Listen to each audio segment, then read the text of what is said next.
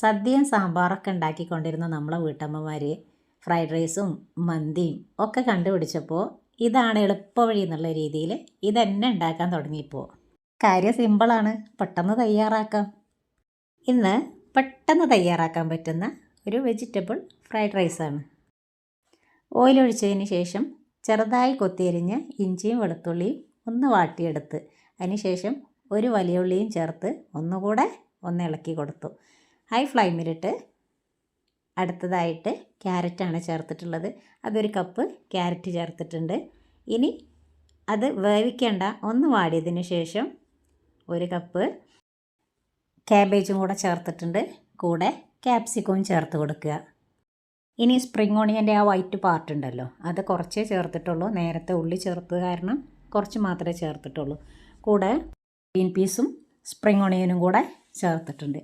ഇനി ഇതൊന്ന് നന്നായി ഇളക്കിയതിന് ശേഷം ഇതിലോട്ട് ഉപ്പ് ചേർക്കുക, കുരുമുളകിൻ്റെ പൊടി അതും കൂടെ ചേർക്കുക.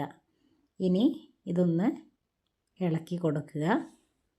ഇനി ഇതിലോട്ട് നമുക്ക് റൈസ് ചേർക്കാം. 1 മണിക്കൂർ അരി കുതിർത്ത് വെച്ചതിന് ശേഷം വേവിച്ചെടുത്ത് തണുത്തതിന് ശേഷമാണത് ഞാൻ ചേർത്ത് കൊടുക്കുന്നത്. ഇനി ഇതിൻ്റെ മുകളിലോട്ട് സോയാ സോസ് ചേർത്ത് കൊടുക്കാം. സോയാ സോസ് വെജിറ്റബിൾസിൽ ചേർത്താലും കുഴപ്പമില്ല, റൈസിൽ ചേർക്കുകയാണെങ്കിലും കുഴപ്പമില്ല. ഇത് റൈസിലൊക്കെ നന്നായി പിടിക്കാൻ വേണ്ടിയിട്ടാണ് ഞാൻ റൈസിൽ തന്നെ ചേർത്ത് കൊടുത്തത്. ഇനി ഇതെല്ലാം നന്നായി ഇളക്കി യോജിപ്പിച്ച് കൊടുക്കുക. ഇത് മിക്സ് ചെയ്യുമ്പോൾ നന്നായി ശ്രദ്ധിക്കണം, ഈ റൈസ് പൊട്ടി പോകാനുള്ള സാധ്യതയുണ്ട്. അതുകൊണ്ട് വല്ലാതെ നന്നായിട്ടൊന്ന് കുഴച്ചെടുക്കരുത്, ചെറുതായിട്ട് അതൊന്ന് മിക്സ് ചെയ്ത് കൊടുക്കുക. ഇപ്പോൾ നമ്മൾ ഫ്രൈഡ് റൈസ് ഇവിടെ റെഡി ആയിട്ടുണ്ട്.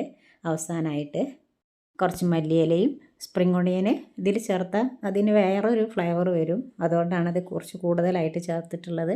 ഇപ്പോൾ ഫ്രൈഡ് റൈസ് ഇവിടെ റെഡി ആയിട്ടുണ്ട്. ഇതിൻ്റെ സൈഡ് ഡിഷായിട്ട് ഞാൻ വെച്ചിട്ടുള്ളത് ചില്ലി ചിക്കനാണ്. ഇതിൻ്റെ റെസിപ്പി ഞാൻ റിലേറ്റഡ് വീഡിയോ ആയിട്ട് ഇതിൻ്റെ താഴെ കൊടുക്കുന്നുണ്ട്, കാണണം, സബ്സ്ക്രൈബ് ചെയ്യണം. Thanks for watching.